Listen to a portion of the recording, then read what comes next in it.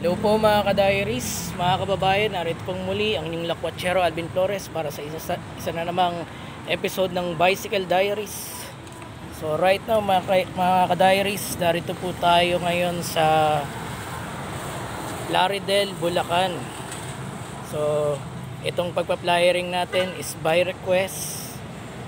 So kasi itong areang to, isang beses ko nang napunta ng nilakad kong aking papeles sa BIR, yung aking TIN number.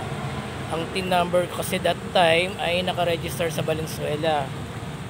Pero nung ako'y nagsimula ng magturo sa public school, ay inilipat ko dito sa Bulacan area, which is ito nga yung BIR ay sa Plaridel.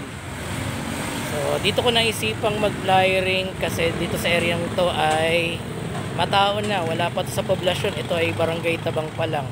So ano bang hinihintay natin? Simulan na nating mag-flyering. Tara na.